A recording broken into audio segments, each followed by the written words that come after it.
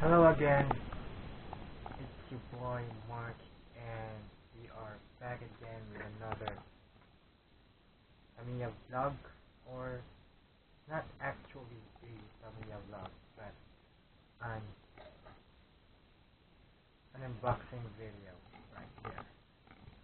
See that? Okay, so let's get into it. Alright, and let's see what's inside this box. This is from Tamiya Gundam. You can visit the page on Facebook. I'll put a link down below. So let's start.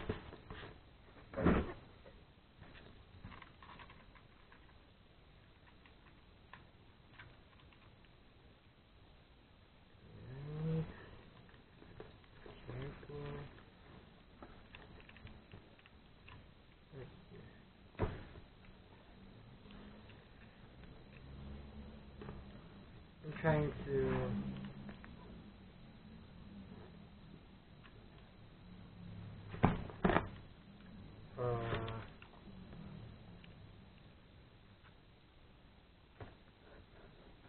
take care of the box because I might use it later.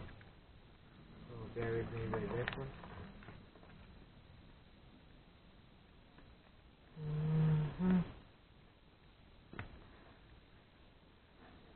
So I bought this parts from them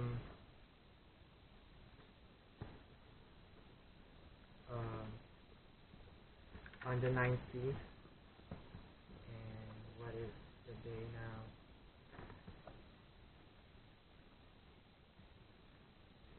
Oh, it's just yesterday. I bought this one just yesterday, and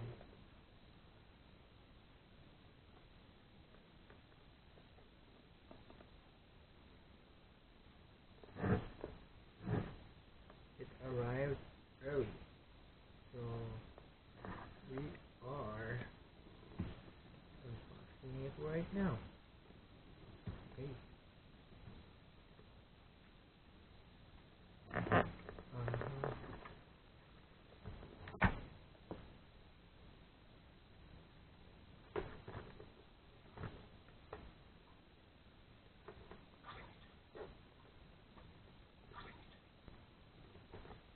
Let's see what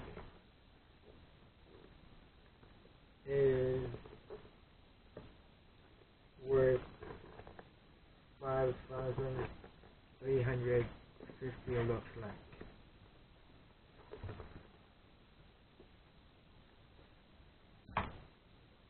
Mahala. Grabe.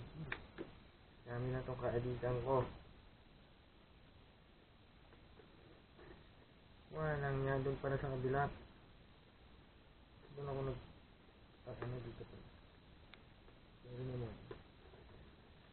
I'm not used to unboxing. I'm used to unpacking though.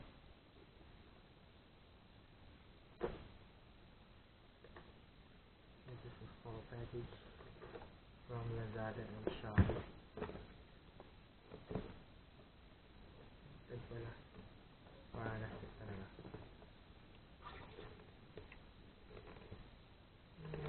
Nabibigyan ako.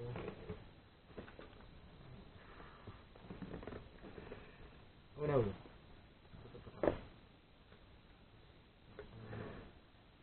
May tatay na ako. Magsasound. Nilalagyan ko sana ng background music eh. Ayaw ay makapiright. Alright. Here it is. Ta-da! A box full of goodies. Right. So, first one is I have a pop right here. One. Ooh! Cutter vector cow. This is super. And another one here. So, unahin muna natin itong cutter vector to kasi nag-iisa siya. So, ito, I think sa kanila is ano to 350. This is a Tamiya cowl, hindi siya copy. Alam ko mayroon siyang ano dito Oops. So, dito muna tayo sa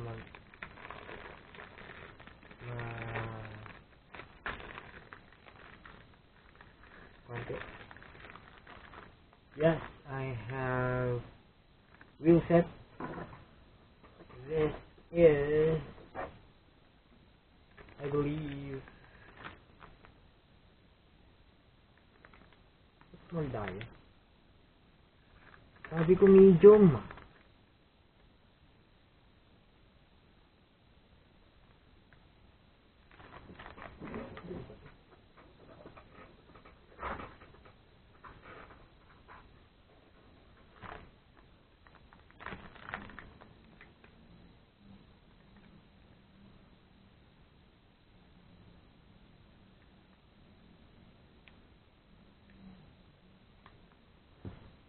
Okay. Tignan natin. Pero hindi ko muna i-unpack to. This is item 15534. Small dial, low friction, low profile tires. 26mm and carbon wheels. Yung thin type. So, parang ganito rin siya. So, yung nakalagay na tires dito kasi is, as you can see, is super hard. Yan. Ewan ko kung nag-focus siya. Super hard din nakalagay. So, next. Okay, the next one is item 15518, which is the FRP rear brake stay set. Ang inclusion niya is the white brake pads. Ito yung FRP. Tapos meron sa mga screws. So, this is valued sa shop nila with as 295. So, yun. Ito pala, magkano ba to? Sabi niya 250. Ito 250. Ito 350. So, ito. Next. Next is another one. The item 15518, which is the FRP rear brake stay set. Parang ganito rin siya. Pero, ang nakalagay dito is yung pink or ewan ko kung pink to or yung red. Basta, yun. Mas mahal lang to konti ng 100. So, ito, 295. Ito, 395 sa pagkakaalala ko. So, next, I have here item 95391, which is low friction roller set, blue and light green. So, wala, kasi paboritong kulay ko yung kulay green. So, green yung kinuha ko. So, yun. Yung rollers, which is 4 pairs. Tapos, meron na rin siyang mga dyan, mga screws na siya. Next. Para mabilis. I have here item 15206, which is the 2mm hollow propeller shaft for type 5 or yung Super FN. Kasi ang ano natin is, ang rebuild natin VMAX is VMAX build is CFM chassis. So next, I have here item 15529, which is the DPR, low friction plastic double roller, block 13 to 13 mm. Meron na rin siyang, hindi siya counter sang screw eh. Ano siya eh, regular screw. So next, dito na tayo sa marami. Medyo ano tayo dito, nahabol natin yung kasi baka mag full yung memory. Okay, 2 GB lang yung memory card ko. So meron tayo dito yung ano ba tawag dito yung tool na to? Basta yung pang drive ng ng lock nut tool. So this is why you, pasensya na din sa mga hindi ko na na anong mga price yung sa mga previous na pero yung mga naalala ko yung price, ko na lang din.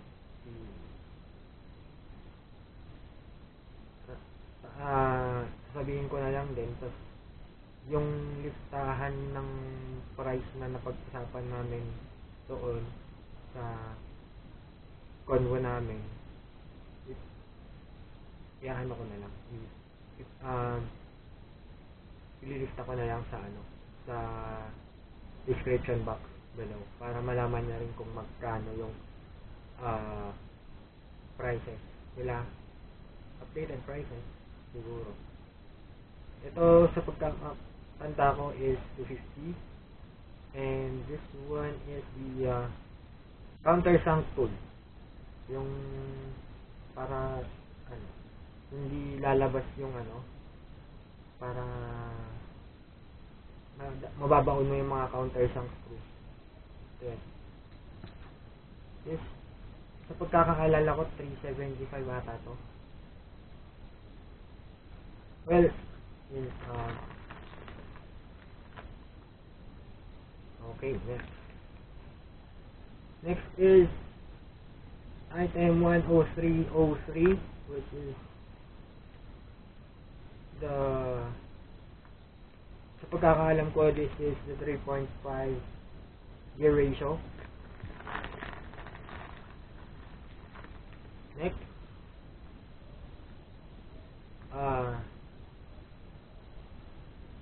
item 15236.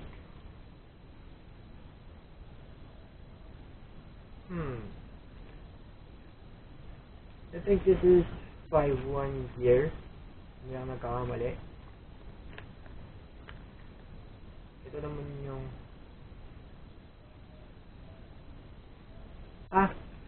hindi ko alam. Oh my god. Hindi ako familiar kung anong pagkakaiba nito, pero ito yung mga gear set. Mga gear sets to. Pinuha ko na sila lahat para kapag nagtotono ko ng auto, maano ko siya. So ito, yung gold terminals for Super FL channel. Sabi natin lang dito kasi importante yan, hindi pwede mawala. Alright, so we have here the next item, which is item 15459, a mass damper set. for AR chassis, which includes a bunch of screws and the ball, again,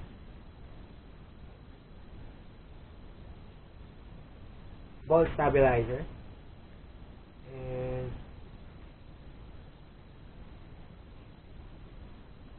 meron na rin sa yung ano, para sa wing. Ayan, dalawa. Next item.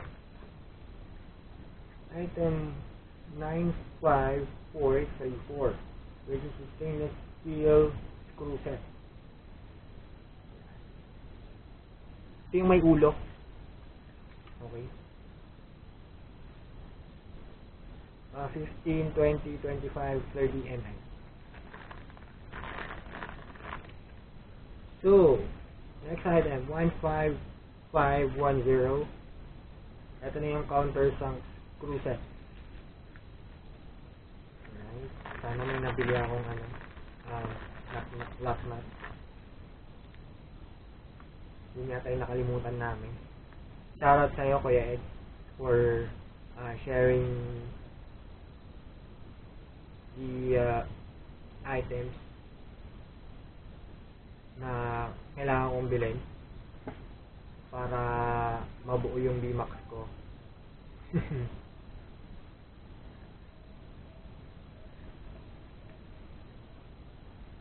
Ito, next item, 15473, which is the aluminum spacer set. Meron tayong 12, 6.7, 6, 3, and 1.5 mm. Next.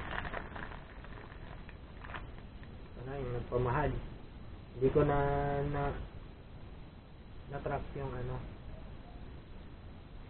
So, next item is item 15193, which is yung FRP reinforcing plate set. Hindi ako sure kung saan ito pupunta. Pero parang ito yung sa harap. So, meron siyang one pair, and then may mga screws din siya. So, yeah. Next. Item 15454, which is cup screw set. Don't really know saan pupunta ito. So, yan. Yung mga screw sets siya. It's 25 to 30 mm, which I don't know where they will go. That's Tamiya. Who knows? Yeah. Next item would be 15150, is the FRP mount plate set.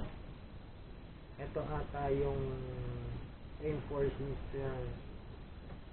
sa likod. Ata ito pupunta. Correct me if I'm wrong. Ayan. May sa harap. Sa harap yata. That's the picture of yes. Sa harap siya pupunta. So yan.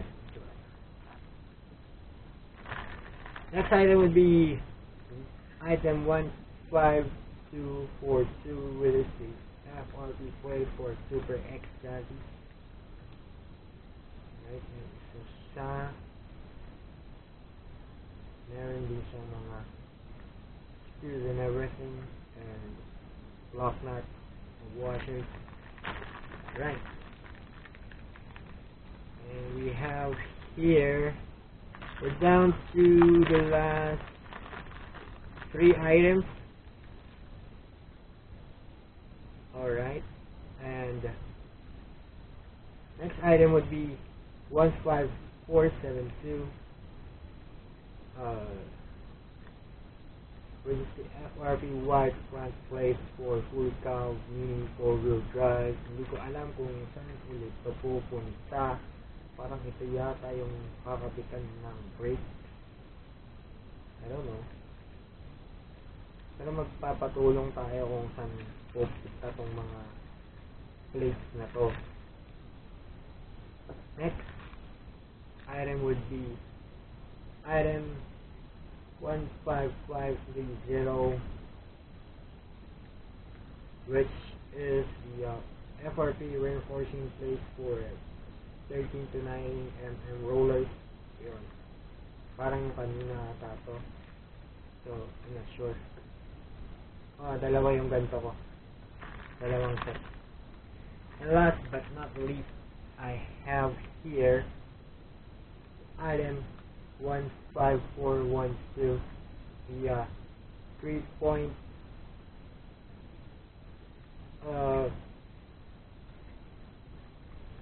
basta 3-point ano siya, para sa FM chassis, yung bumper sa likod, rear bumper state. Alright, and that should be it. And one more thing pa pala, dahil finish up ko yan sa walang spare kanina, bumili na rin ako nito. This is a electrical contact cleaner. Ang sabi nila, magamit ko daw ito when and I will be cleaning my mower.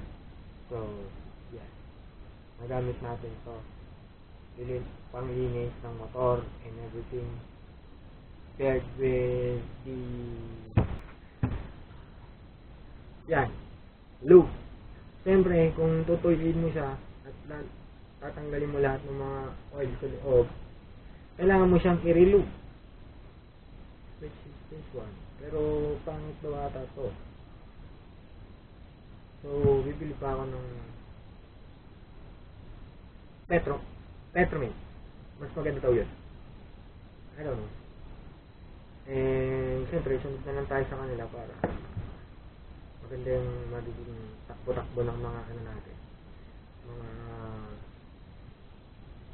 motor natin. So that should be it. And we are waiting for we're just waiting for our CFM chassis, care of Manong Craig, Team Turborat na Union. Shout out. Yes, see you sa 29. Doon po gaganapin ang race. We have a race day on that day. And on that note, wala na akong sasabihin. So, ayun. Wait. Speed pa ba? So, yun. Para mabuo natin yung isang auto, kailangan natin ng chassis. So, shout out Manong Fred. Waiting na lang tayo dun sa CFM chassis mo. Ay! Ayun. Alright. And rata na. Let's go. Ciao.